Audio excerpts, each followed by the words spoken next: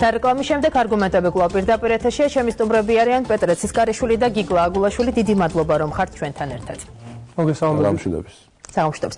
ბატონ პეტრე, ნაციონალური მოძრაობა მიიჩნევს, რომ მთავრობის მიერ წარდგენილ ბიუჯეტში ძალიან დიდი მოცულობის ვალია, შიდა ვალია, რომლის გადახდაც მოუწევს მომავალ თაობას. ეს თქვენი თანაგუნდელების პოზიცია. მე მაინტერესებს, აი ეს ვალი არის ერთი წლის განმავლობაში ქართული ოცნების მიერ დაგროვილი ვალი, თუ ეს არის წინა ვალი, რომელიც თქვენი ხელისუფლებაში ყოფნის პერიოდში დაგროვდა და ეს ამ ერთი წლის განმავლობაში დაემატა. ანუ ამაზე პასუხისმგებლობა უნდა აიღოს მხოლოდ ქართულმა ოცნებამ? თქვენი აზრით. არა, თქვენ როდესაც მეკითხებით მომავალი წლის ბიუჯეტში ვალია ჩადებულიო, ეს ნიშნავს, ანუ ჩვენ ისი თქმა გვინდა ამით, რომ დიდი რაოდენობით ვალს, ანუ სესხულობენ ფულს, ვალს იღებენ. არაფერი კავშირი ამას არ აქვს, თქო, მიმდინარე წელთან ან მომავალ წლებთან. თუმცა მიმდინარე წელთან ალბათ კავშირი აქვს, იმიტომ რომ ამ წლის ბიუჯეტი მოგეხსენებათ 900 მილიონით და ახლოვებით ალბათ წლის ბოლომდე მილიარდამდე გაირღვევა, შესაბამისად მომავალ წელს არ აქვს იმედი, რომ იმ სოციალურ ვალდებულებებს და ზოგადად იმ საბიუჯეტო ფისკალურ ვალდებულებებს ქართული ოცნება რაც თავის თავზე იღებს შესაბამის შემოსავლებს დაახვედრებენ, ამიტომაც სესხულობენ ფისკალურ ვალდებულებებზე რომ ვსაუბრობთ. ეს ფისკალური ვალდებულებები მოდის წინა წლებიდან თუ ეს არის ერთი წლის განმავლობაში დაგროვილი ფისკალური ვალდებულება? არა, ფისკალური საბიუჯეტო ვალდებულება არის ის ვალდებულება, რომელიც ქართული ოცნების ხელისუფლებამ მომავალი წლის ბიუჯეტში ჩადო იმისათვის, რომ ქვეყანა მიფუნქციონიროს. მათ შორის გაზარდონ პენსიები, საყოველთაო ჯანდაცვა დააფინანსონ, პოლიცია, გზების მშენებლობა, სხვა და სხვა. ბიუჯეტი რაღაც თანხისგან შედგება, ხო? შეიძლება ეს იყოს 1 მილიარდი, ან 800 მილიონი, როგორც შევარდნაძის დროს იყო, ან იყოს 9 მილიარდი, 8 მილიარდი, როგორც 2012 წელს იყო.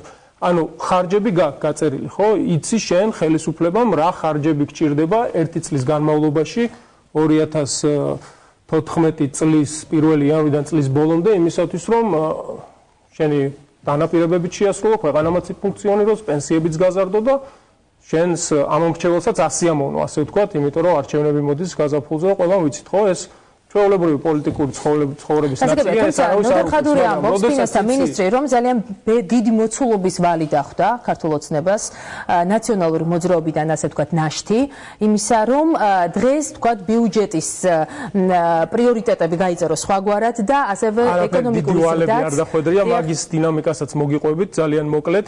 იყო პერიოდი, როდესაც ჩვენი მთლიანი სასესხო ვალდებულებები ჩვენს მთლიან შიდა პროდუქტთან მიმართებაში იყო დაახლოებით 44-45%, რაც თავისთავად რაღაც, ასე ვთქვათ, საფრთხის შემცველი არ არის და ზღვარზე არ არის, 60%-ის ზევით არის როგორც წესი, სტანდარტებით ეს ზღვარი, მაგრამ ჩვენ მაინც ბოლო 2-3 წელი ვიმუშავეთ ჩვენი ხელისუფლების ყოფნის დროს იმისათვის, რომ ეს პროცენტი, ეს ნიშნული ჩამოწეულიყო დაბლა და ჩამოწდა 30%-ს. ჩვენ რასაც ვაპროტესტებთ და რაზეც ვართ შეშფოთებული, ეს ჩამოსული მთლიანი ვალდებულებები, რაც სახელმწიფოს აქვს, ხო, თავის შემოსავლებთან მიმართებაში, ანუ ოჯახი რო ავიღოთ, ხა გააჩნია ოჯახს აქვს 1000 ლარი ხელფასი მამას თუ 10000 ლარი ხელფასი, ხო? აქედან გამომდინარე შეუძლია ისე ხოს წავიდეს ბანკში და ისე ხოს ფული.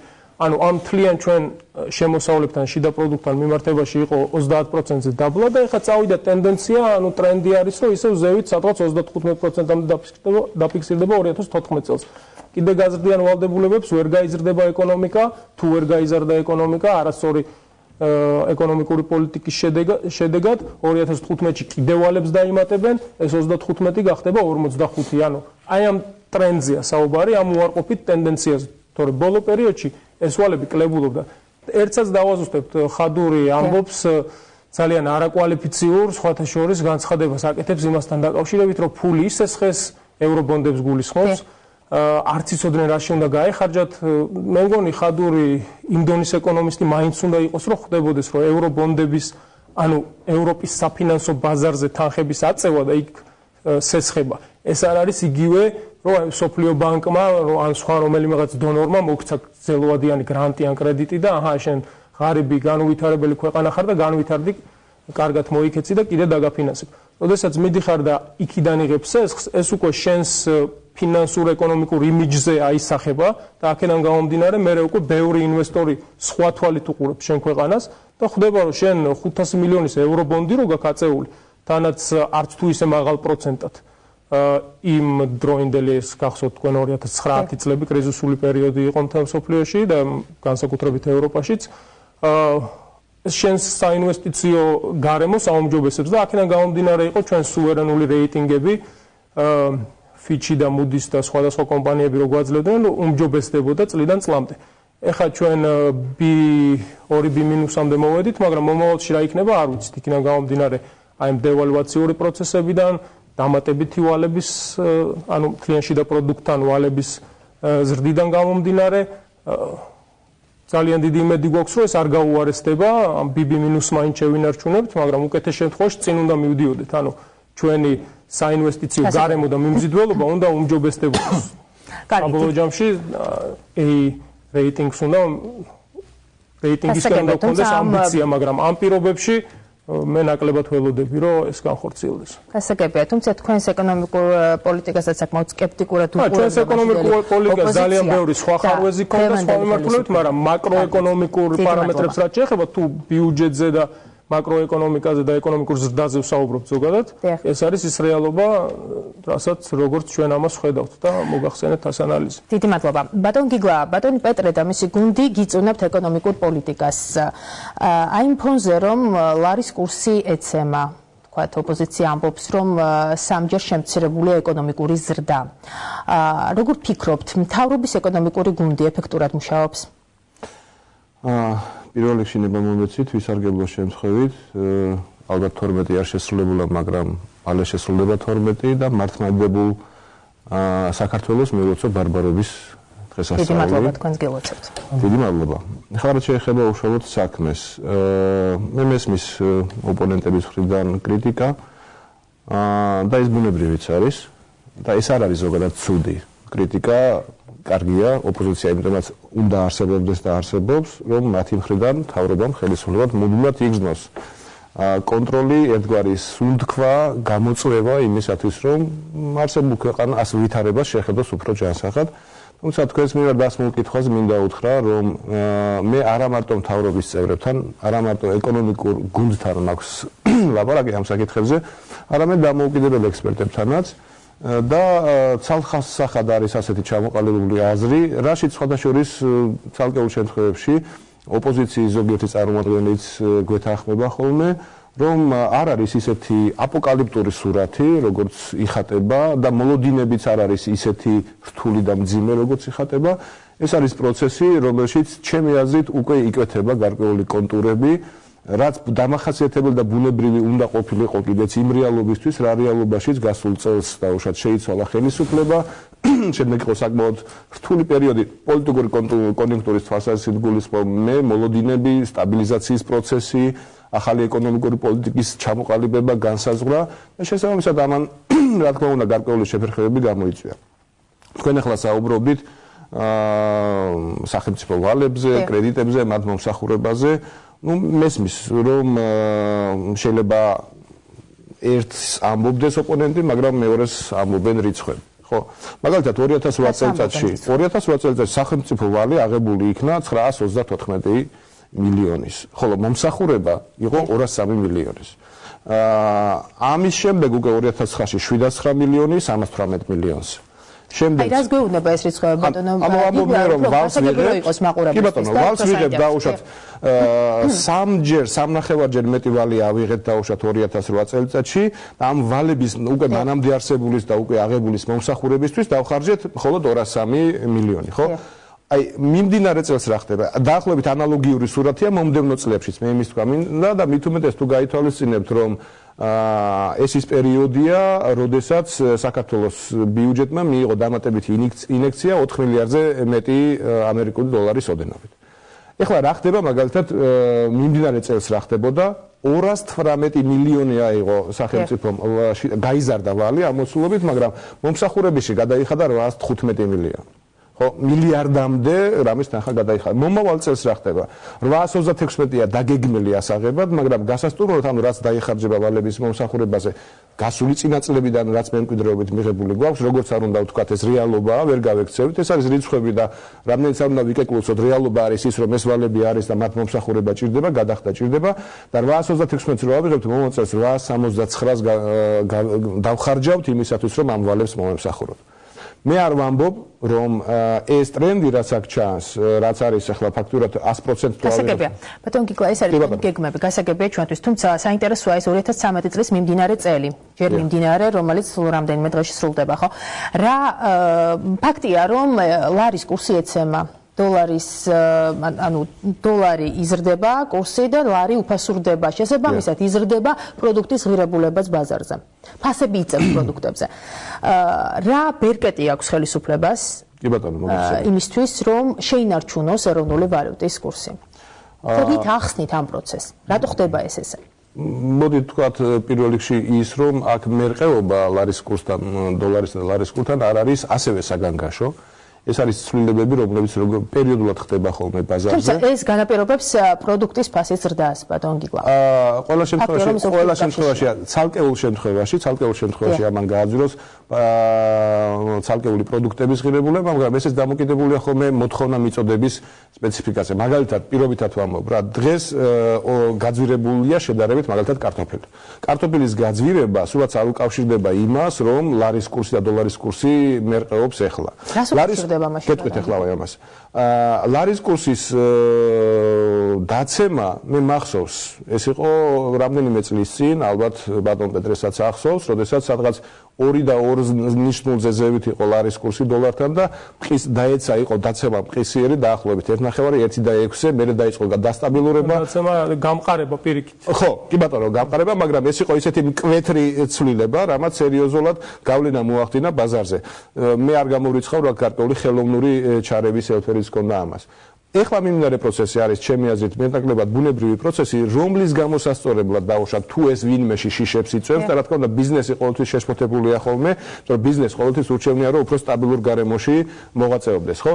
რა თქმა უნდა სახელმწიფოს გააჩნია, ეროვნულ ბანკს გააჩნია საკმარისი რეზერვები საიმისოდ, რომ ეს პროცესი დაასტაბილუროს, მაგრამ თუ გაითვალისწინებთ მაგალითად იგი მას რომ წინა სახელმწიფო ვაჭრობის ანუ აქტიურ ფაზაში შევდივართ, თუ ეს დამატებითი არგუმენტია იმისათვის რომ აქ პროცესი შეიძლება დასტაბილურდეს, რაც შეეხება კარტოფილს. არის უბრალო რეალობა. წინა წლებში იყო ხოლმე მუდმივად მისი გასაღების პრობლემები. დღეს შეიძლება ითქვას, რომ ქართულ კარტოფილზე იმდენად მაღალია მოთხოვნა, ერთ-ერთ მეზობელ სახელმწიფოში ძალიან ბევრი რაოდენობით შეიძინეს და გაიტანეს ტრეიდერებმა, მოვაჭრეებმა, შესაბამისად აქ ბაზარზე მოთხოვნა მიწოდების ერთგვარი ბალანსი დაირღვა და ეხლა საქართველოში თავის მხრივ კიდე სხვა ქვეყნებიდან შემოდის, ხო? ეხლა ეს არის იმ ტიპის ჩემი აზრით ჯანმრთელი პროცესები. აქ მე კიდევ ერთხელ ვიმეორებ, ვერ ხედავ საგანგაშო პროცესებს და ვერ ხედავ იმ საშიშროებას, რომლის გამოსწორებაც თუ საჭირო გახდა გარკვეული ერთგვარი ინტერვენციები სახელმწიფოს საშუალებას. რა შეუდება სახელმწიფო ბატონ გიგლა, როდის დარეგულირდება ეს პროცესი? აი თუნდაც ეხლა როგორც კი წინა სახელმწიფო ვაჭრობა მოიმატებს, არა, მე არ ველოდები რომ აქ რაიმე ესეთი იმდენი პუნქტით იყოს ცვალებადობა, რომ ამან გავლენა მოახდინოს არსებითად დაუშვათ მოსახლეობის უნარიანობაზე. ახალი წლის პერიოდის ვაჭრობა, რა თქმა უნდა, ამ დასტაბილურებას ასევე დამატებით ხელს შეუწყობს კიდევ. კარგი, დიდი მადლობა ბატონ პეტრე. თქვენი გუნდი ხელისუფლებას მიმართავს რეკომენდაციით და თქვენი რეკომენდაცია შემდეგი ხარჯების და გადასახადების შემცირება და ეკონომიკის ლიბერალიზაცია. იმაში, როდესაც თქვენ იყავით ხელისუფლებაში მთელი 9 წლის მანძილზე ეს აი ამ მიმართულებით რა გაკეთდა და თუ მოხდა ხარჯებისა და გადასახადების შემცირება და ეკონომიკის ლიბერალიზაცია? ნამდვილად მოხდა ეკონომიკის ლიბერალიზაციაზე. თუ გაინტერესებთ რამოდენიმე ასეული სხვადასხვა ტიპის ლიცენზია და ნებართვა იყო, რომლებიც მკვეთრად შემცირდა და ბიზნესის კეთების თვალსაზრისით რომ გავედით მე-9 ადგილზე ეს იყო ერთ-ერთი შედეგი იმისა, რომ ლიბერალიზაცია მოხდა ჩვენს კანონმდებლობაში. 20-ზე მეტი გადასახადი იყო და ჩამოვიდა 6-ზე და ძალიან გასაგები და გამარტივებული გახდა საგადასახადო სისტემა, ასევე თვითონ განაკვეთები გადასახადების შემცირდა. რაც შეეხება ხარჯების შეკვეცას, ახლა როგორ უნდა ითქვას, ხარჯები შეიკვეცა თლიანში და პროდუქტთან მიმართებაში, თორე გასაგებია შევარდნაძის დროს ჰქონდა 9 მილიარდიანი ბიუჯეტი და ჩვენ ქართულ ოცნებას გადავაბარეთ 8 მილიარდიანი ბიუჯეტი, ანუ ხარჯები ამ თვალსაზრისით არ შეიკვეცა, პირიქით ხარჯები გაეზარდა ქვეყანას იმისათვის, რომ დაეკმაყოფილებინა ის მიმდინარე მოთხოვნა, რაც ქვეყანაში არსებობს ფულზე, ხო, პენსიებიდან და ხელფასებიდან დაწყებული ინფრასტრუქტურული პროექტებით დასრულებული არმია, პოლიცია და ასე შემდეგ. ანუ ეს ხარჯები წლიდან წლამდე იზრდებოდა, მაგრამ ლიბერალიზმის პოლიტიკა მდგომარეობს იმაში, რომ თლიანში და პროდუქტთან მიმართებაში ეს არ უნდა იყოს ზედმეტად გაბერილი, ანუ ასე ვთქვათ, აღებული გვაქვს ციფრი, რომ 30%-ს არ უნდა ცდებოდეს, ხო? მაშინ ითვლება, რომ შენი სამთავრობო ხარჯები არის ზომიერი. რაც შეეხება ლარის კურსს, თქვენ დასვით შეკითხვა ბატონ გიგლასთან ამაზე ისაუბრეთ, მეც მინდა რამოდენიმე ასე ვთქვათ რემარკა გავაკეთო ამასთან დაკავშირებით.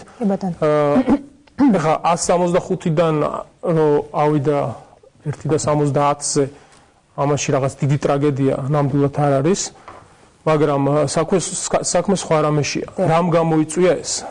წინა წლებში თქვენს ბრძანეთ, რომ პირიქით ხანდახან ხელოვნური ჩარევა გვჭირდებოდა იმისთვის, რომ ზედმეტად არ გამყარებულიყო ლარი, ანუ ლარი როდესაც დოლართან მიმართებაში ზედმეტად მყარდება, შენ ექსპორტს ექმნება საფრთხე, იმიტომ რომ შენი საექსპორტო პროდუქცია ძვირდება და საექსპორტო ბაზრებზე ვეღარ შედიხარ ისე, როგორც ვთქვათ, შედარებით უფრო სუსტი ლარის პირობებში.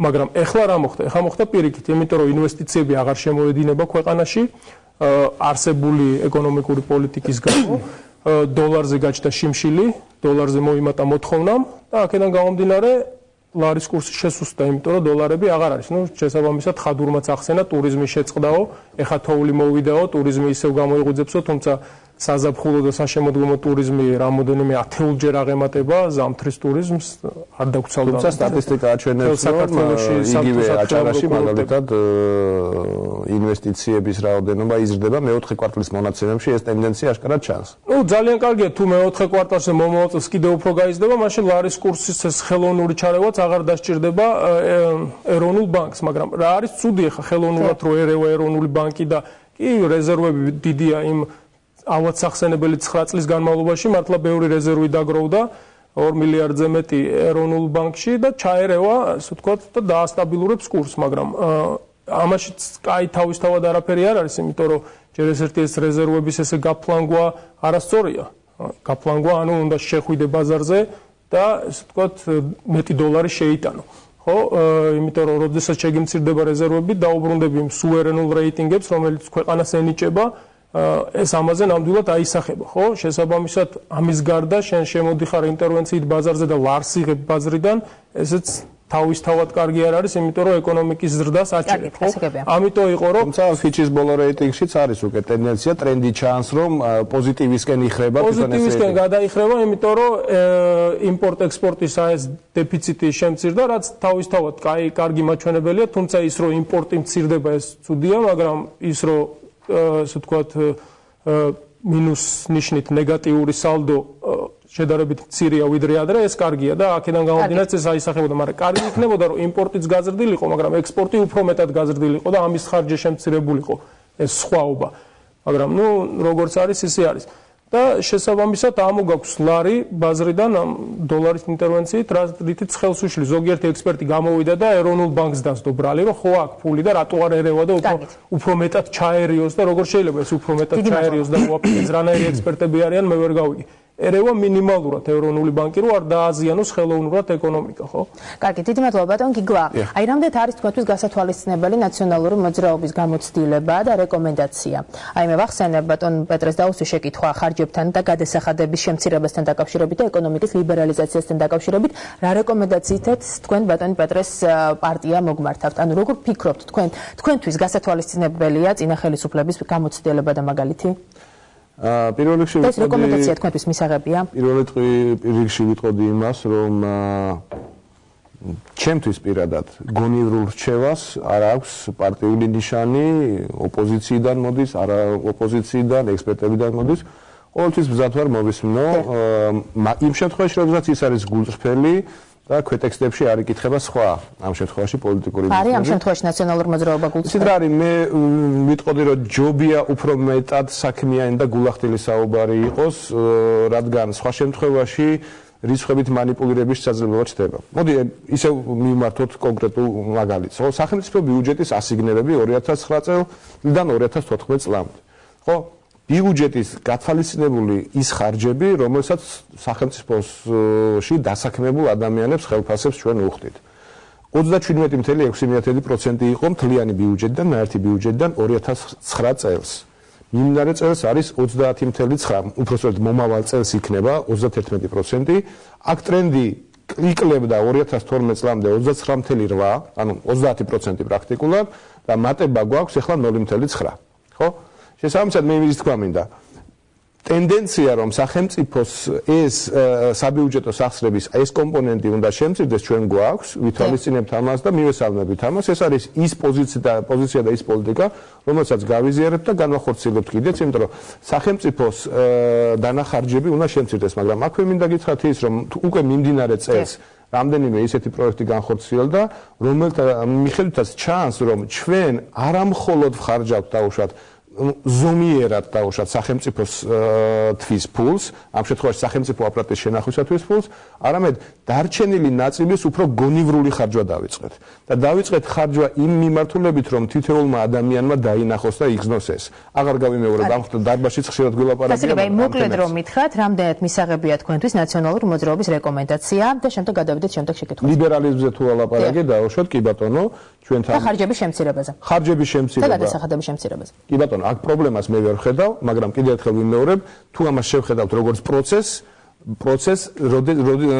რომელშიც არ უნდა ჩაერიო და რყევები არ უნდა გამოიწვიო, ეს პროცესი დაწყებულია, ეს პროცესები მიდის, ამ პროცესს ახორციელებს ჩვენი მთავრობა გასული წლის შემოქმედება. ბატონო ნიკოლა, ნაციონალური მოძრაობა ფიქრობს, რომ როდესაც ეკონომიკაში არის სამჯერ შემცირებული ზრდა და ასევე 1 მილიარდიანი გარღვევა არის ბიუჯეტშიო, მაშინ როდესაც ლარის კურსი ესე ვთქვათ ეცემაო, შეუძლებელია, არ არის მართებული, რომ ხელისუფლებამ მთავრობისთვის 127 მილიონიანი ზრდა გაწეროს ბიუჯეტში ხელფასებისთვისო. თქვენ როგორ ფიქრობთ, რამდენად არის ეს მართებული და სწორი?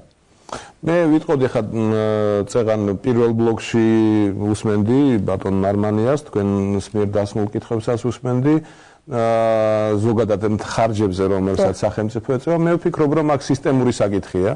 ეს სისტემური საკითხი არა ინდივიდუალურ რეჟიმში ცალკეულ პიროვნებებთან და ასე ვთქვათ ცალკეულ ხარჯებთან, არამედ სისტემურად უნდა იქნას პასუხგაცემული. ეს არის გამოწვევა, რომლის მოგვარება უკვე ახსენა წეღან ბატონმა ნარმანიამ. სახელმწიფო კანცელარიაში შეიქმნა სპეციალური ჯგუფი, რომელიც ამაზე მუშაობს. რა იგულისხმება აქ? მთავრობის ხელფასებზე, ხელისუფლების ხელფასებზე. ბატონო, მაგას გულისხმობ მე. აქ უნდა იყოს ლაპარაკი ზოგადად, არა მხოლოდ აღმასრულებელ ხელისუფლებაში, გნებავ საკანონმდებლო ხელისუფლებაში, სასამართლო ხელისუფლებაში.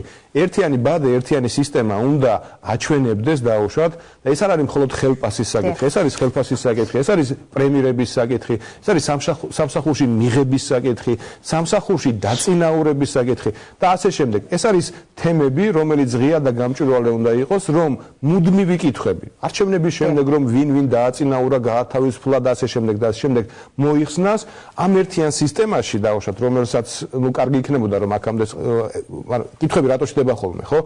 იქ ჩდება, სადაც ეს პროცედურები არ არის გამჭვირვალე. როგორც კი ეს პროცედურა გამჭვირვალე გახდება და ამაზე ვმუშაობთ ჩვენ ახლა, რომ შევთავაზოთ საზოგადოებას ზუსტად ასეთი ფორმატი, მე აღარ იქნება კითხვები, ვინ გაიზარდა ხელფასი, ვინ მიიღო პრემია და ასე შემდეგ და ასე შემდეგ. გასაგებია ბატონ გიგო, ეს ბიუჯეტი ამ ბიუჯეტის ფარგლებში შესაძლო იყო ამ 127 მილიონით გაზრდა ხელფასების? კი ბატონო, მე აგერ გითხარით, 37.6% იყო 2009-ში. 30.9%-ია ეხლა მომავალი წლის ბიუჯეტში. შესაბამისად, ეს არ არის ის ზღვარი, საგანგაშო ზღვარი, იმიტომ რომ ხელფასების მომატებაზე რომ ლაპარაკობთ, მაშინ უნდა ვნახოთ, ჩავიდეთ სიღრმეებში, ვინ იმატებს ხელფასს, ხო, ვის ვუმატებთ ხელფასს. ხომ არ ვუმატებთ მაგალითად საბიუჯეტო ასიგნებებიდან, მაგალითად მასწავლებლებს. და ალბათ ვუმატებთ ხელფასებს, ხო? აი, როცა ჩავდივართ ჩვენ, აქ რო იმატებდეს დაუშვათ აღმასრულებელი ან საკანონმდებლო ხელისუფლების მაღალი ეშელონი ხელფასებს, მაშინ შეიძლება გამოგყვეთ ამაში. რაზე? რომ ვინ იმატებს პარლამენტი? თავრობის წევრებზეა საუბარი. პრეზიდენტი იმატებს მათ შორის და არა. მინისტრებსაც უკვე მოემატათ. კარგად გესმით, რომ ეხლა სპეკულაცია. ეს სპეკულაცია, ხო თქვენც ხო იცით, რომ ეგრეა ციფრა. არა, მე ვიცი ზუსტად ის, რასაც ვამბობ და მაშინ ჩვენ უნდა ვნახოთ სამწუხაროდ არ მაქვს ეხლა რომ წაგიკითხოთ. ჩაშლა ეს ხელფასის ადმინისტრაცია ვის ემატება? გეტყვით ერთ რამეს. ავიღოთ ძალიან მარტივი ექსპერიმენტი, ნებისმიერ მაყურებელს შეუძლია დაუშვათ ეხლავე კომპიუტერთან, შევიდეს დეკლარაციების ეროვნული ბიუროს გვერდზე, ნახოს წინა პრეზიდენტის შევსებული დეკლარაცია, მისი შემოსავლები, რა ხელფას იღებდა და პრემიას ნაერთად ის წლის განმავლობაში და ნახოთ გაეზარდა თუ არა ეხლა პრეზიდენტს მარგველაშვილს. ამიტომ მაპატიეთ მე დავამთავრებას. როდესაც ამბობთ რომ ეს არის პრეზიდენტმა სოხელი სახელფასი 127 მილიონი თქვენ გინდა თქვათ რომ მათ შორის ახლა მთავრობის წევრები საბიუჯეტო სხვადასხვა სამსახურებთან არ არის მართალი ეს მატება რომ ნათელი იყოს ჩვენ ხელფასის მატების წინააღმდეგ კი არა ვართ მათ შორის საბიუჯეტო სექტორში და თუნდაც პრეზიდენტს რა 9000 ლარი $5000-ზე ცოტა მეტი რომ კონდეს ქვეყნის პრეზიდენტს ამის წინააღმდეგ კი არ ვართ უბრალოდ აი როგორც თქვენ თვითონაც ამბობთ ნარმანია გამოდიოდა წეღან საუბრობდა რომ ის როდესაც ქვეყანას უჭირს და ბათუმში ესეთი ამბები ხდებაო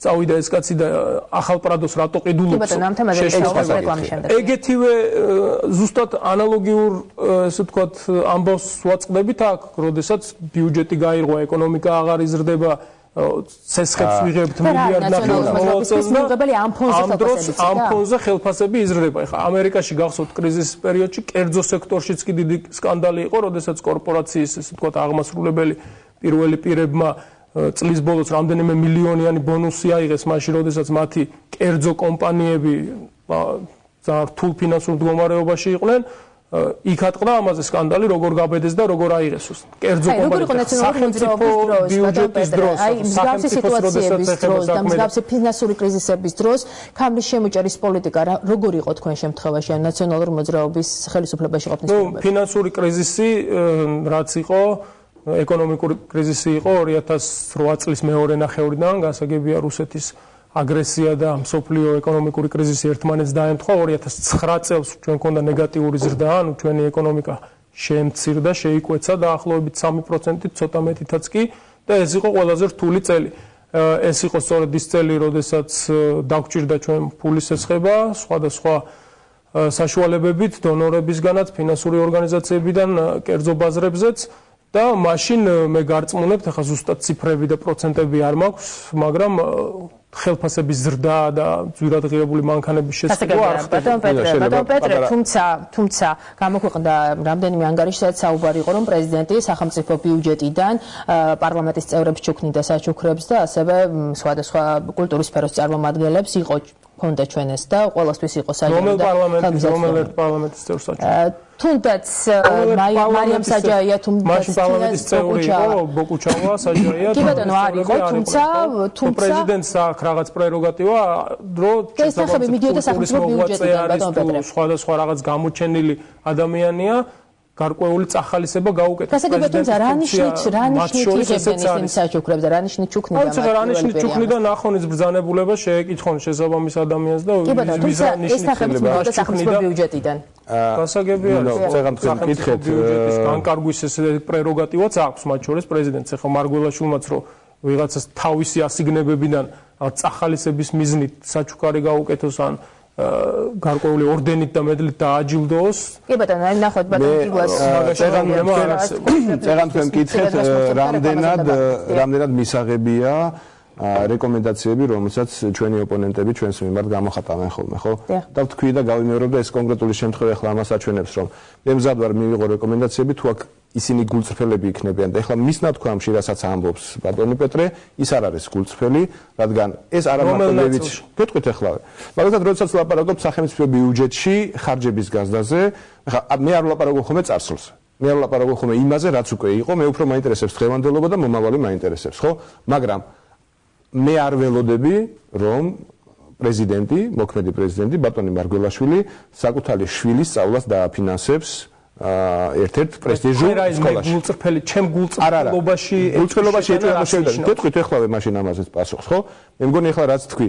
ანუ, როდესაც თქვენ ამბობთ, რომ სახელმწიფო ბიუჯეტის ხარჯები იზრდება ხელისუფლების მაღალი ეშელონების თანამდებობის პირთა ხელფასების მომატებაში, ხო? ეს არ არის სწორი. ამას გეუბნებით, რომ ხელფასები მოემატება მასწავლებლებს მაგალითად. და ვნახოთ ეს დევს ბიუჯეტში. აი, შემიძლია გაჩვენოთ განათლების სამინისტროს ბიუჯეტი. აქ ჩანს რამდენი მოემატება მასწავლებლებს, ხო? ამიტომ, როდესაც ვლაპარაკობთ, ჯობია რომ ამ სიღრმეში ჩავიდეთ.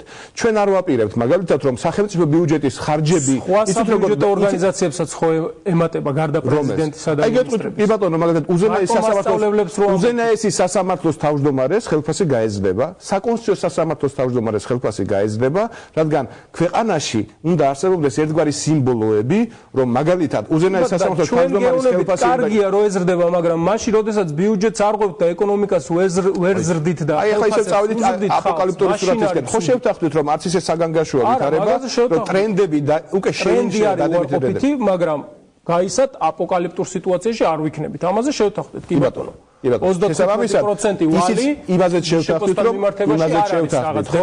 ექსპორტზეც ვილაპარაკეთ, იმპორტზეც ვილაპარაკეთ. ერთ მაგალითად აი კონკრეტული თემა სიტყვაზე, ხო?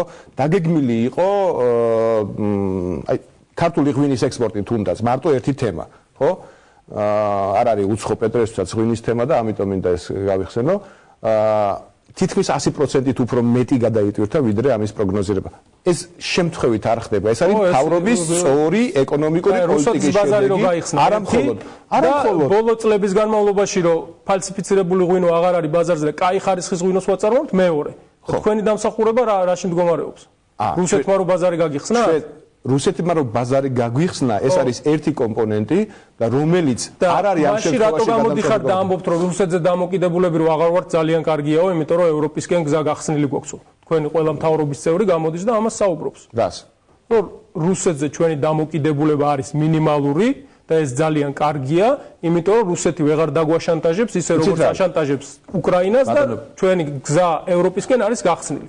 მაშინ რატო ამბობთ რომ თქვენი დამსახურება რუსეთის ბაზრის გახსნა? აი რა არის? ზადვართ ვითანამშრომლობთ ყველა მიმართულებით, სადაც საქართველოს სახელმწიფო ინტერესები შეიძენს სარგებელს, სადაც მიიღებს საქართველოს სარგებელს. რუსეთის ბაზარზე გასვლა ჩვენთვის რა თქმა უნდა დაკავშირებულია გარკვეულ რისკებთან, ამას არც მალავთ, ამას ვამბობთ ხმალაღლა, ამას ველაპარაკებით ჩვენ ბიზნესმენებსაც. რა თქმა უნდა რისკავთ, ცხოვრება რისკია. ნებისმიერი ეკონომიკური აქტივობები დაკავშირებულია ერთგვარ რისკთან, მაგრამ ეს გათვლები ისევე როგორც ჩვენმა ბიზნესმენებმა თავის დროზე ისწავლეს და დააბალანსეს ბაზრების დივერსიფიცირებით და ხარისხის ამაღლებით შეძლეს, ახლა ჩვენ მათაც ვეხმარებით ახალი ბაზრების ათვისებაში. მაგალითად, მომავალი წლის ბიუჯეტში ასევე ჩადებულია სოფლის მეურნეობის სამინისტროს სპეციალური ასიგნებები ქართული ღვინის პოპულარიზაციაში, ოღონდ არა იმ ფორმით, როგორც აქამდე ხდებოდა, გამოფენაზე რომელიღაც ქვეყნებში ტარდებოდა რაღაც მოკლევადი, არა. ეხლა დაგეგმილია ძალიან ესე იგი სტაბილური სისტემური აქტივობები, მაგალითად პოლონეთის და ბალტიის ქვეყნების ბაზარზე. პოლონეთის ქვეყნებში თქვენ სახელმწიფო სამინისტრო. ეს ხო მარკეტინგული ხერხებია. მარკეტინგული ხერხები, ხო, კომპანიებმა განახორციელებს ერთი რამე თქვა შემიძლია ჩვენ ღვინოს არ დავღვრით, ეს შემიძლია გითხრათ, ხო? ნუ თუ არ დაღვრით ძალიან კაია, იმიტომ რომ დასაღვრელიც აღარაფერი არ არის. ყველა ძალიან კარგ ღვინოს აწარმოებს საქართველოში. როგორ გეკადრებათ? ფალსიფიკაცია არის მინიმუმამდე დაყვანილი. და ის ფალსიფიცირებული იყო მაშინდელი ამბავი? ფალსიფიცირებული იყო ჩვენ ბაზარზე 90% ღვინის. არა, ის მაშინდელი იყო ქარხნები, სადაც საერთოდ ყურძენი თვალით არ ქონდათ ნანახი და ღვინოს აწარმოებდნენ. აი ეს პერიოდი გვაქვს ჩვენ გამოვლინდა. თქვენ გადმოგაყოლეთ 4 მილიონი ნერგზე უკვე მოთხოვნა, მილიონი ნერგი უკვე გაიყიდა. ახალი ვენახები შენდება. კი ბატონო, ხარისხი გაუმჯობესდა, მაგრამ ნუ დაიწყეთ. რატო გაუმჯობესდა? ვლაპარაკობთ რომ ეს თქვენი დამსახურებაა. ემბარგომ აიძულა ქართველი მეცადა. ემბარგომ აიძულა. ემბარგომ აიძულა. შორის ემბარგოს გამოც, მაგრამ კონტროლი რო არ აი მითხარი კონკრეტული ღონისძიება, რომელმაც თქვენ განახორციელებთ. აი რა გააკეთეთ ისეთი რომ ღვინის ხარისხი გაუმჯობესდა. სპეციალური კომისიები შეიქმნა, კანონი მივიღეთ ამასთან დაკავშირებით, ეტიკეტები მივანიჭეთ.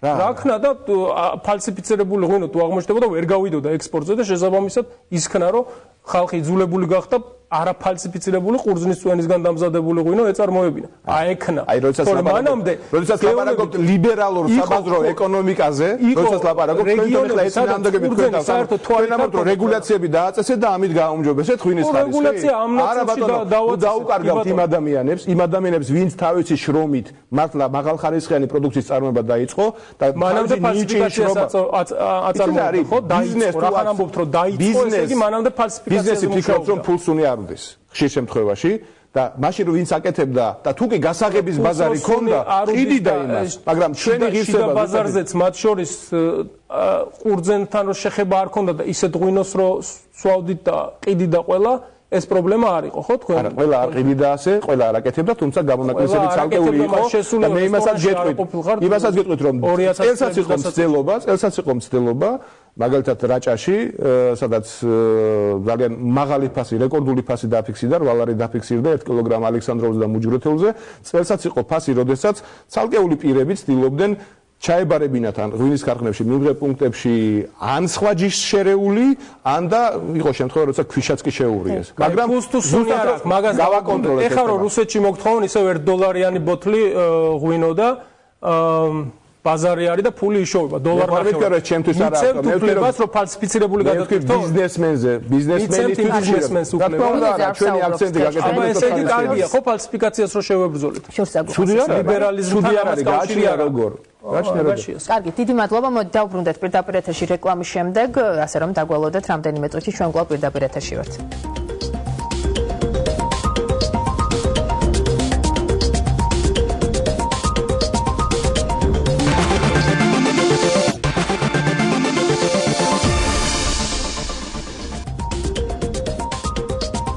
რეკლამის შემდეგ არგუმენტები კვლავ პირდაპირ ეთერშია. ბატონო პეტრე, ოპოზიცია თქვენი გუნდი აპელირებს იმაზე, რომ ახალი ხელისუფლების პრიორიტეტი აღარ არის ინფრასტრუქტურული პროექტების მშენებლობა. აი, მოდით რომ გავიხსენოთ თქვენი ხელისუფლებაში ყოფნის პერიოდი.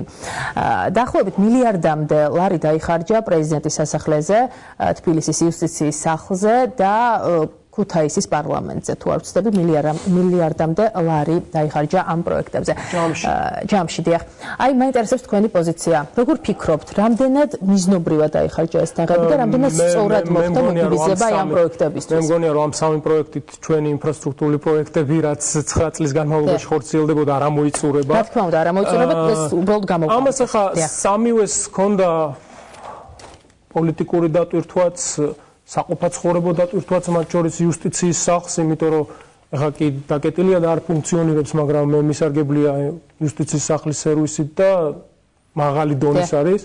მართლაც მოქალაქეებზია გათვლილი, ძალიან კარგი პროექტია, პირიქით მე ვფიქრობ, რომ ეს პროექტი და ეს იუსტიციის სახლი რაც უფრო მეტი იქნება და რაც უფრო ნაკლები რიგები იქნება ადამიანებისთვის და უფრო იაფი და ეფექტიანი იქნება მომსახურება მით უკეთესი. პრეზიდენტის სასახლე, პრეზიდენტის სასახლეა ქვეყნის სიმბოლოა ეს ახლა ერთი პრეზიდენტისთვის ან რამოდენიმე წლისთვის არ გაკეთებულა, ის გაკეთდა შენობა, რომელმაც უნდა აწლეულებს თუ არა საუკუნეებს გაუძლოს. ესე გამოვიდა რომ ერთი პრეზიდენტისთვის იყო როგორც ვიცით, გაშვების სამინისტროს გადაეცა ეს შენობა დიახ. დროებით ამჟამინდელი პრეზიდენტი არ შედის მომავალში რა იქნება და როგორ იქნება, თუ ვისაც გადაეცა, იმას ხო გამოადგება, ანუ რაღაც შენობა რო აშენდა, მე მგონი პირიქით გაალამაზა ქალაქი და ამაში ცუდს მე ვერაფერს ვერ ვხედავდა, ის რომ მაღალხარისხიანი შენობაა, ესეც ამაში ცუდი არაფერი არ არის. არა, გასაგებია, უბრალოდ იცით რომ დაგისვით პარლამენტის პოლიტიკური, ესე ვთქვათ, ნაწილი არის იმისა, რომ დასავლეთ საქართველო განვითარებულიყო, ამისთვის გაკეთდა და ქუთაის რო რაღაც ფუნქცია შეეძინა როგორც ქალაქს, იმისთვის გაკეთდა. მარტო პარლამენტი ცალკე აღებული არ უნდა განვიხილოთ პროექტად, ამას ემატებოდა ინფრასტრუქტურა ავტობანის სახით, იცით თქვენ აეროპორტი აშენდა ქუთაისში კოპიტნარის, რომელიც ფუნქციონირებს, მაგრამ სამწუხაროდ ნაკლები დატვირთვით უფრო მეტი შეიძლებოდა და სხვა პირობებში შესაბამისად უფრო მეტი ავიარეისი იქნებოდა ქუთაისში, მეტი ტურისტი, გაიაფებული ფრენები. ამას ემატებოდა სხვა სამთავრობო ინფრასტრუქტურა, რომელიც ქუთაისში აშენდა და უფრო მეტად უნდა გააქტიურებულიყო ქალაქში, ასე ვთქვათ, პოლიტიკური სიცოცხლე. ანუ ეს იყო რაღაც კომპლექსური პოლიტიკური მიდგომის ნაწილი. ეს სამი პროექტი ჩამოგითვალეთ რატო გაკეთებით? ამის გარდა, როდესაც ქვეყნის ბიუჯეტია 8 მილიარდი, როდესაც ქვეყნის ბიუჯეტია დაახლოებით 8 მილიარდი და როდესაც აი ამ სამ ობიექტზე მარტო იხარჯება 1 მილიარდამდე ლარი, ანუ რამდენად გამართებულია ხო? აი და ასევე შემიძლია გავიხსენო თბილისის აეროპორტთან არსებული რკინიგზა, თუ არ ვცდები, მასე დაიხარჯა 70 მილიონამდე ლარი და რომლითაც ისარგებლა თუ არ ვცდები 10 ადამიანმა სულ. ჯერ ის ამოწურო, ვინც ისარგებლა? სპეციალურად ისარგებლა. ჯერ ამოწურავ მილიარდს და საბიუჯეტო შეკითხვა რო დამისვით.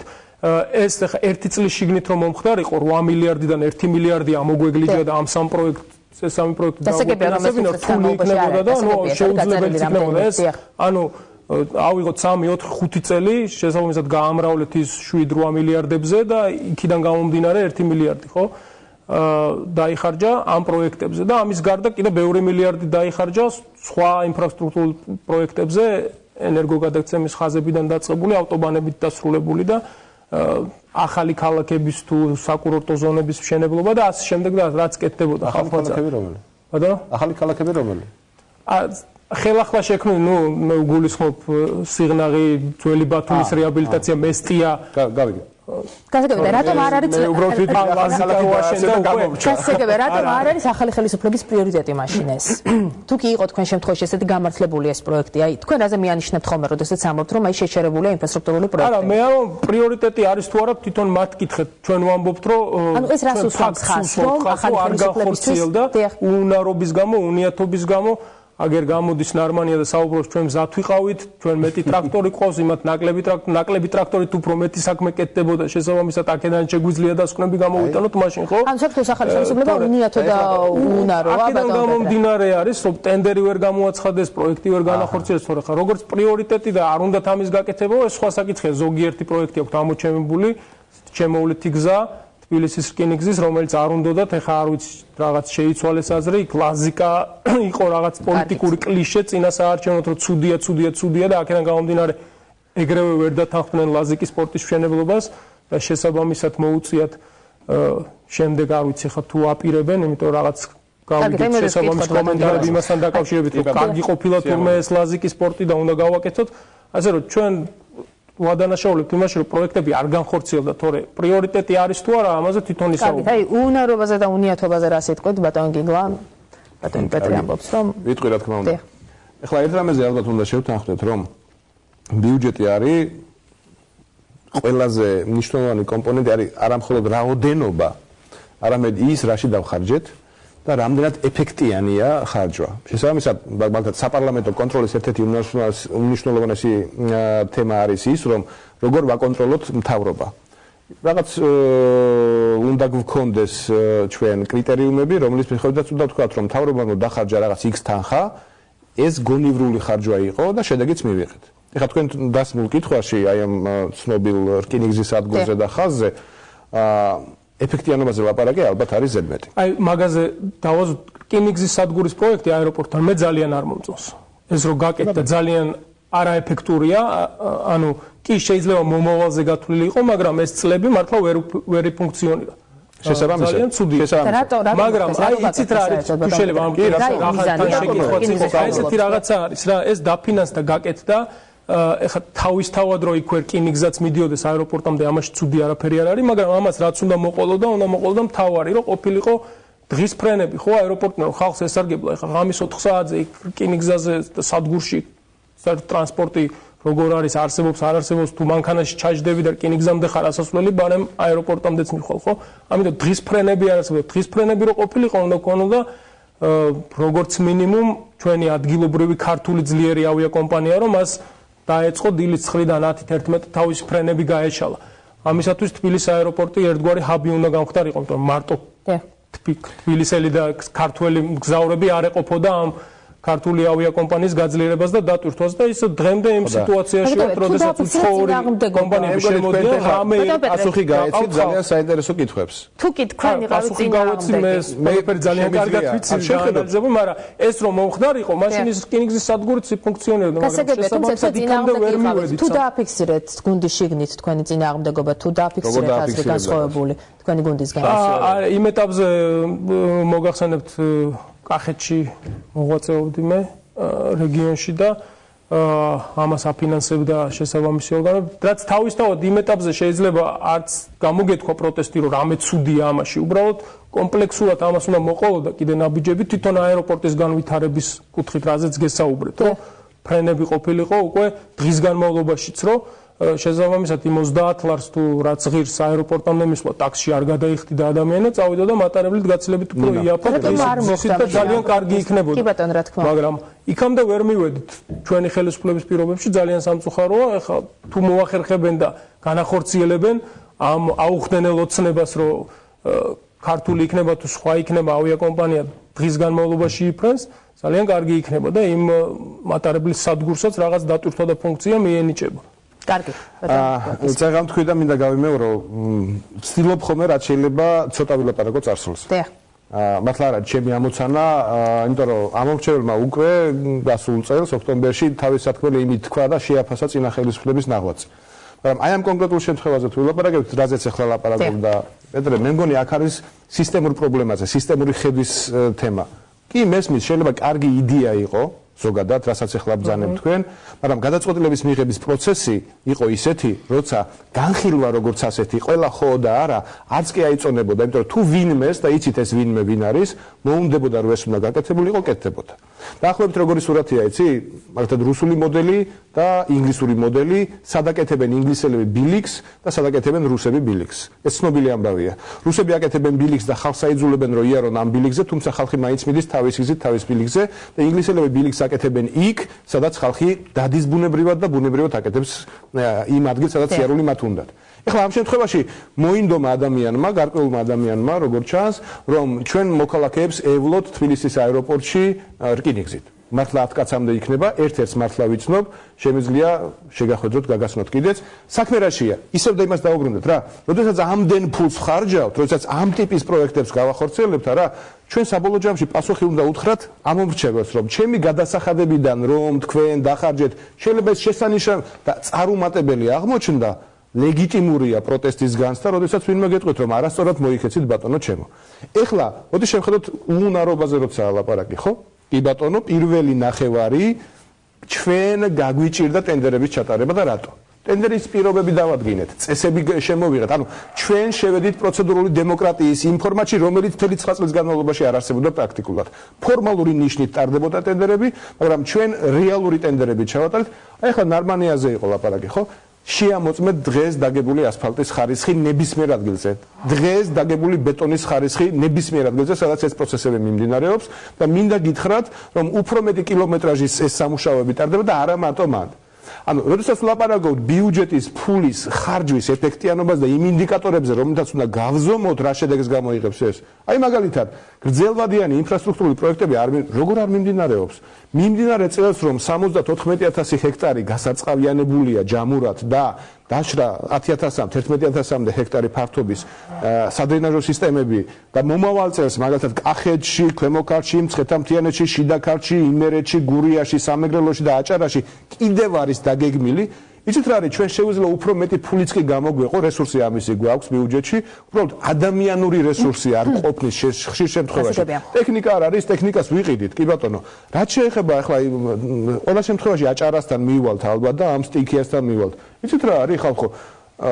ევროპას ბოლო წლებში ხშირად ამ სტიქიამ გადაუარა ევროპა, მათი ეკონომიკური მდგომარეობა და ჩვენ არა მხოლოდ ჩვენ სინგაპურზე რო ოცნებობდით ხოლმე, ხო? აზიაშიც ხშირი იყო შემთხვევები, ცუნამის, იაპონიამ მასაც კი არ შეუძლია ცალკეულ შემთხვევებში წინააღმდეგობა გაუწიოს. ანუ ისეთი აქ კი არ არის პრობლემა.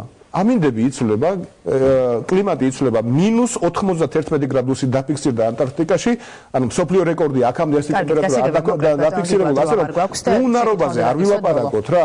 უნარობაზე უნდა ვილაპარაკოთ იმ შემთხვევაში, თუ ეს ადამიანი, ანუ თუ ხელისუფლება საქმეს არ აკეთებს და ის ნაბიჯები, როგორ აქამდე ქვეყანაში არ ციოდა ხოლმე და თავშესაფრის გარეშე ადამიანები არ იყვნენ, ის რაც გააკეთა დღევანდელმა მთავრობამ, არ მინდოდა ამაზე თქვა, რადგან თავმოსაწონი კი არ არის, ეს არის ვალდებულება ხელისუფლების იზრუნოს თავის ადამიანებზე. ის რასაც ახლა აი შეიქმნა სასაკებია, თუმცა ამ კლიმატური პირობების გამო ბევრი ადამიანი დაზარალდაო, ნაციონალურ მოძრაობა ამბობს და მოუწოდებელი შეხვდა ხელისუფლება. ბარაბარს პიარით მართოთ ქვეყანას და იმ თავშესაფარში ცუდი ნამდვილად არაფერი არ არის, ძალიან კარგია, მაგრამ ორი კარავის გასახსნელად ყველა მინისტრი დადის და დღე და ღამე და ამას აპიარებს დღევანდელი ხელისუფლება. თურმე მინისტრები დადიოდნენ. ნუ ახლა მე ვნახე ტელევიზორით ძალიან ბევრჯერ და პიარი ცუდი იყო ჩვენ დროს და ეხლა ამ ორ კარავს დადიან და აპიარებენ. რაც თავისთავად ცუდი არაფერი არ არის იმ კარვებში და თავშესაფრებში და მომავალში თუ კიდევ უკეთესად იქნება მოწყობილი, კიდევ უკეთესი, მაგრამ აი იმ კლიშეებს, რასაც თქვენ ამკვიდრებდით ოპოზიციაში ყოფნის დროს, ეხლა იგივეს აკეთებთ, მაგრამ უკვე სხვა პრიზმიდან უკვე აი იგივე პიარის ნაწილში, პიარი ხო ცუდია, ფასადურია, პიარით იმართება ქვეყანა, ამას არ საუბრობთ. ჩემი საკუთარი Facebook-ის გვერდზე მე მაქვს სპეციალური ასე ვთქვათ რუბრიკა მეტი ინფორმაცია ხალხს. სულაც არ მსხვერპლია. ძალიან კარგი პრობლემაა ზუსტად ჩვენ დროს ამბობთ ნეტი ოღონდ ნამდვილი ინფორმაცია. ნამდვილი ინფორმაცია და არა. ის იყო რომ თქვათ რაღაც რეაბილიტაცია ხდებოდა რეგიონებში, გზები იგებოდა. მოდი ისევ გზები არ იყო ავტობანები და იქ ისე თქვათ სამთო-სათხილამურო კურორტები არ იხსნებოდა და კახეთში აღშენებლობა არ იყო სხვადასხვა ქალაქების და ეს ხო პიარი დებოდა მაგრამ დამეთანხმდა ეხა ორი კარავი და აპიარი მუშაობდი კახეთში ხო მუშაობდი იმ დროს როდესაც სიღნაღის რეაბილიტაცია დაიწყო ნუ ხო დაახლოებით აი მაგას დიდი არსებითი მნიშვნელობა აქვს მაგრამ ეხლა სიღნაღში რაც გაკეთდა ხარისხით კმაყოფილი ხარ იმიტომ რომ შენ რაც არ გინდა ხო თქვი გინდა არა ის მოქალაქე რომელიც ახლა სიღნაღში ცხოვრობს რომელსაც საკუთარ თავზე გამოსადა ეხლა შეხება აქვს და იცის რა ხარ კარგი რამ გაკეთდა ძალიან შესანიშნავია მაგრამ უყურეთ თქვენ ყოველთვის ჩარობდით მოვლა პატრონობა იმას მოვლა პატრონობის ამბავი არ არის გიფსოგარდოვის ჩამოვარდა 3 საათის საქმეა რომ მიაკრა უკან ხო აი როგორც იმაზე არა აღმაშენებლის გამზირზე ეგრეთ წოდებული პლეხანოვზე როგორ კაცო ის შენობა რომლის გარე ფასადი არის იმით გაკეთებული ყოფილი იუსტიციის სამინისტრო ძველი იუსტიციის სამინისტროს შენობა ძალიან კარგი შენობაა ერთ-ერთი საუკეთესო ალბათ თბილისში და რომლის გარე ფასადი არის სპეციალური გიფსოკარდონებიც არის რომელიც შეიძლება გარეთ გამოიყენოს. დეტალურად დრო ცოტა დაგვრჩა ბატონ გიგლა ბოლოს შეკითხვა მინდა დაგისვათ არ შემიძლია შევეხო ავთანდილ ბერიძის თემას რამაც მის მიერ გამოცხადებულმა ტენდერმა ასე ვთქვათ ვიცე-პრემიერისა და პრემიერის გაღიზიანება გამოიწვია თუმცა გამოცხადებული ტენდერი 93000 ლარიან მანქანაზე არ არის მხოლოდ ასე ვთქვათ ავთანდილ ბერიძის პრობლემა დავარქვათ ამას და ჩვენ კარგად ვიცით რომ მთავრობის წარმომადგენლები მაღალი სახელმწიფო გოლის წარმომადგენლები ასევე გადაადგილდებიან საკმაოდ ძვირად ღირებული ავტომანქანებით. ფაქტი ერთია რომ იცვლებიან ხელისუფლებები, თუმცა ეს მიდგომები არ იცვლება. აი, რას ნიშნავს თქვენი აზრით ესეთი წამოწევა ბერიძის თემის? ეს ნიშნავს იმას, რომ ხელისუფლება ქამრების შემოჭერის პოლიტიკას იწყებს და ეს შეეხება არა მხოლოდ აჭარის ავტონომიურ რესპუბლიკას და ასე ვთქვათ მის უმაღლესი საბჭოს თავმჯდომარეს, არამედ შეეხება ცენტრალური ხელისუფლების წარმომადგენლებსაც, ცენტრალური მთავრობის წევრებსაც? თემა ისევ იმას უკავშირდება, ეს არ არის მხოლოდ პერსონალური საკითხი, რომელიმე კონკრეტული ადამიანის, ეს არის საბიუჯეტო რესურსების გონივრული ხარჯვის თემა, რომელიც უკავშირდება არა მიზნობრივად გამოყენების. კი ბატონო, ნებავთ არა შეიძლება მაღალი გამოვლების მანქანა ტრანსპორტის სატრანსპორტო საშუალება ჭირდებოდეს. ერთი რა მიდგომები არის სხვადასხვანაირი, მაგრამ შვედეთში რო აიღოთ, შეიძლება სახელმწიფო, ასე ვთქვათ, მანქანა არის სულ რამდენიმე. ხო, უფრო მეტად ესეთი დელეგაციების მისაღები და ასე შემდეგ შეიძლება პრემიერ-მინისტრი ქუჩაში დახოთ როგორ დადის დავუშვათ ისე როგორც პარლამენტში თუ არ ხდები ერთი მანქანა ყავთ პარლამენტის თავმჯდომარე სპიკერი სარგებლობს ამით ხოლო აი ჩვენთან მაგალითად კომიტეტის თავმჯდომარეები დავდივართ თუმცა არა მაღალი გამოვლების მანქანები ერთად თუმცა მინისტრები და მინისტრის მოადგილეები შეგვიძლია ვთქვათ მაგალითად მოვიყვანოთ კი ბატონო ამიტომ წეღარაზეც ლაპარაკობდი ხო ეს არის სისტემური საკითხი ეს სისტემური საკითხი რახან მთავრობამ ამაზე ლაპარაკი დაიწყო ეს არის ძალიან კარგი მე ამას მივესალმები რომ მთავრობამ პასუხი უნდა გასცეს ზუსტად იმას, მოსაკმო აქ არ არის ლაპარაკი ბერიძეზე. აქ ლაპარაკი არ არის გიგლაგუას. მიდგომაზეა ლაპარაკი და ამ მიდგომაზე რახან ეს ჩარჩო მთავრობამ გახსნა, მე დარწმუნებული ვარ რომ აქ მივიღებთ კარგ პასუხებს, მით უმეტეს წეღანას თქვი და გავიმეორებ რომ მთავრობის კანცელერიაში შექმნილია სპეციალური ჯგუფი, რომელიც სისტემურად ფიქრობს ამაზეც იმუშავებს. რა თქმა უნდა. კი ბატონო, დიდი მადლობა ბატონ პეტრე.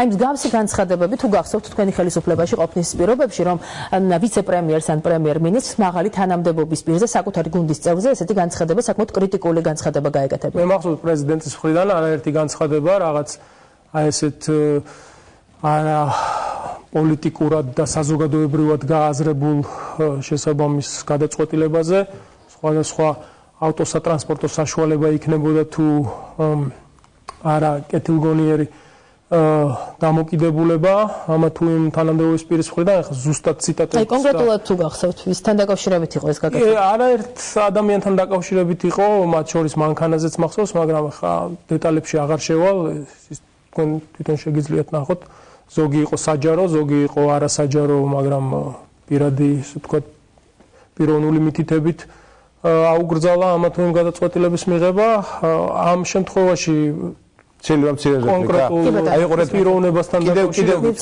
საკითხი არის იმავნებლობა ვნახე რომ სისტემურობაში პრობლემის სისტემურობაში პრეზიდენტმა კი ვინმეს კი არ უნდა აუკრძალოს, არამედ სისტემამ არ უნდა მიცეს სტუნების საშუალება მინისტრებს უსწრებს და ამავე დროს იმ სისტემაში, ამიტომაც მუშაობთ.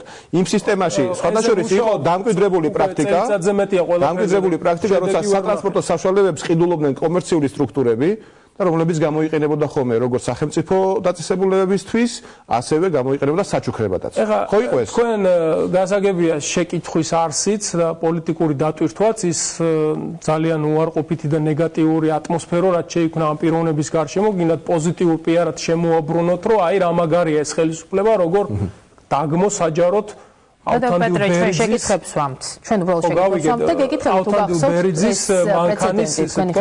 მანქანის შეძენის ამბავი, აი რა მაგრები არიან, როგორ დაგმოს. გასაგებია მიხვდნენ, რომ სოციალური ქსელებიდან დაწყებული ტელევიზიით და მათაც აქვთ ხალხთან შეხება, არავის არ მოეწონა და იყო ეს საინტერესო ფრაზა იყო, მათაც აქვთ ხალხთან შეხება. ჩვენ არა გვაქვს ხალხთან შეხება და ჩვენ დავშორდით ხალხს გნებავთ ამას თქმა. მინისტრებს გულისხმობ და ნუ შესაბამისად ამ ცუდ კონტექსტში არ მithქვი. ისინიც ახლა ესაუბრებიან ეს ხო ჩვეულებრივ ადამიანებთან აქვთ შეხება მინისტრებსაც და პრემიერ-მინისტრსაც მათ შორის და ტელევიზიასაც უყურებენ, ანუ იგრძნეს რა ატმოსფერო შეიქმნა ამ ამბის გარშემო და შესაბამისად ეს გადაწყვეტილება მიიღეს. მე ამას რაღაც პიარულ გარღვევაში და იმაში ვერ ჩაუთვლი ნამდვილად, რომ აი რა მაგრები არის, მაგრამ იქ უფრო დიდი მავნებლობა მე სხვა რაღაცა ვნახე, ეს მანქანის შეძენის ცდუნება შეიძლება გაუჩნდეს ადამიანს, მაგრამ ის რომ კორპუსიდან ბუნკერი არ გაატანინოს მეზობლებს, აი ეს არის სასწაული და წარმოუდგენელი რაღაცა, რატომ უნდა მიიღო საერთოდ ვერ მივხვდი. თავიდან ესეთ გადაწყვეტილება ავთანდილ ბერიძეს და მის ოჯახს არ ვიცი. ეს ნინა მალბათიძის ცალკე თემა, კი ბატონო, იყო ქუშინ სიუჟეტი. სხვადასხვა რაღაცაზე ვიფიქრე, რატო შეიძლება ეს ყოფილიყო, მე მივხვდი, რომ თურმე არ შეიძლება ესე ვთქვათ, თანამდებობის პირებისთვის ნაგვის ცელოფნით გარეთ გამოსვლა. ეს საუბრის სხვა თემა.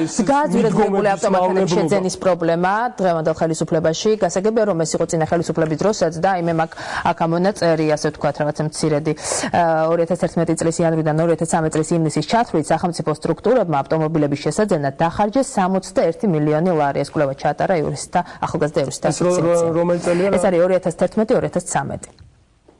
2011-2013 წლის იანვრიდან 2013 წლის პირველი 2 წელი ჩვენ ვიყავით ხელისუფლებაში, ნუ ასე ვთქვათ, ბოლო თვეებს თუ არ ჩავთვლით 2012 წლის და ეხლა არის ეხლა დგას ეს პრობლემა იმოკლეს რომ სხვა ციფრები მოვისმინე, რატომღაც ახსენებდნენ რომ ჩვენ თურმე წინა წელს ფინანს და სამინისტროს განცხადება იყო 12ჯერ მეტი თანხა დავხარჯეთ ავტომანქანებში, რაც არის უბრალოდ სიცრუე და ტყუილი, იმიტომ რომ ამ ციფრებიდანაც ჩანს რომ ჩვენ 12ჯერ მეტი თანხა ნამდვილად არ დაგვიხარჯეთ. 61 მილიონზე აქვს. მაგრამ ჩვენ ისევ და ისევ 2156 ავტომობილს. ეს ავტომობილების შეძენაში თავისთავად კარგი არაფერი არ არის, აი გიგლა მოიყვანა მაგალითები შვეიცარიაში საერთოდ თანამდებობის პირებს პრაქტიკულად არავის მანქანა არ ყავს, რამოდენიმე გამონაკლისის გარდა, მაგრამ კიდევ უფრო ცუდია, როდესაც ეკონომიკური გაჭირვების ფონზე ხდება ამ მანქანების შეძენა და საბიუჯეტო ხარჯების გაწევა, ხო? ამაზე არის უბრალოდ საუბარი და მე მგონი შესაბამისად აქედან გამომდინარეც მოახდინა ხელისუფლებამ რეაგირება ბატონი ბერიძის ამ გადაწყვეტილებაზე.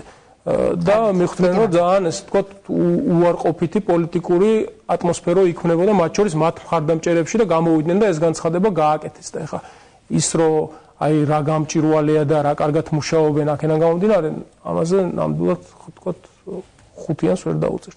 კარგით, დიდი მადლობა. 5-იანი არ გვინდა.